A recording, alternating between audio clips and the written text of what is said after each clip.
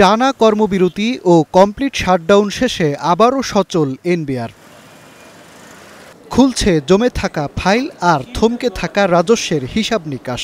কর্মকর্তা ও কর্মচারীদের মাঝে ছিল ২০২৪-২৫ অর্থ বছরের শেষ মুহূর্তের কর্মব্যস্ততা।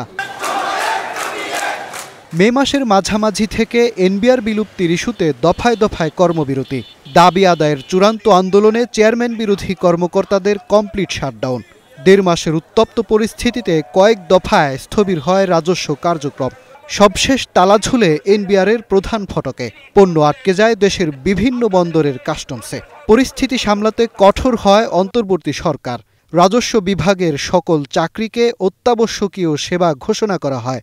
একই সাথে ব্যবসায়ীদের মধ্যস্থতায় রোববার রাতে আন্দোলন স্থগিতের ঘোষণা আসে। সোমবার এনবিআর চেয়ারম্যান জানান, সকল সমস্যা কাটিয়ে একসাথে সবাইকে নিয়ে কাজ করতে চান তিনি। তাই কর্মকর্তাদের সব ভুলে কাজে মনোযোগ দেওয়ার আহ্বান তার।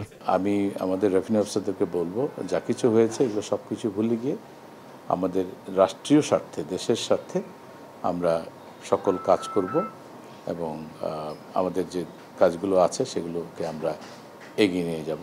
আমরা আশা করি যে আমাদের আর এ ধরনের বড় কোনো হয়তো ইয়ের মধ্যে আমাদের যেতে হবে না, সমস্যার মধ্যে দিয়ে যেতে হবে না, আমরা এটা আশা করি। এদিকে রাজস্ব আহরণে এনবিআরের ইতিহাসে লক্ষ্যমাত্রার তুলনায় সর্বোচ্চ ঘাটতি ২০২৪-২৫ অর্থ বছরে। বাজেটে ৪,৮০,০০০ কোটি টাকা লক্ষ্যমাত্রা নির্ধারণ হলেও বছরের মাঝামাঝি সংশোধন করে নামানো হয় ৪,৬৩,০০০ কোটি টাকায়। অর্থ বছরের শেষে দিনের হিসেবে ঘাটতি ১ লাখ কোটি টাকা। রেভিনিউ আদায় হয়েছে ৩,৬০,৯২২ কোটি টাকা সকাল ১০টা পর্যন্ত। তো যেটা হয় যে আজকে যেগুলো ট্রেজারিতে জমা হবে সেটার রিপোর্ট হয়তো আমরা কালকে পাবো। এর বাইরে আমাদের কিছু বিশেষ করে গভর্নমেন্ট প্রজেক্টগুলোতে যেটা যেই ট্যাক্স এবং ভ্যাট যেটা বিল থেকে যেটা আদায় হয় সেটার একটু সমন্বয়ের জন্য কিছু সময় লাগে।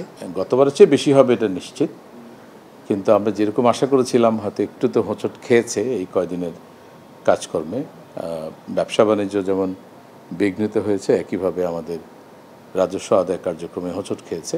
লক্ষ্যমাত্রার তুলনায় ঘাটতি বড় হলেও এবার রাজস্ব আহরণ গত বছরের তুলনায় বেশি হবে বলে জানান এনবিআর চেয়ারম্যান।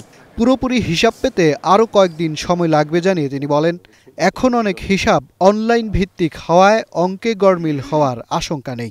যে এনবিআর একটা ফিগার বলল, বাংলাদেশ ব্যাংকের আরেকটা ফিগার, সিজিএতে একটা ফিগার, এখন সেটা নাই। মাজহার মাহবুব, স্টার নিউজ, ঢাকা।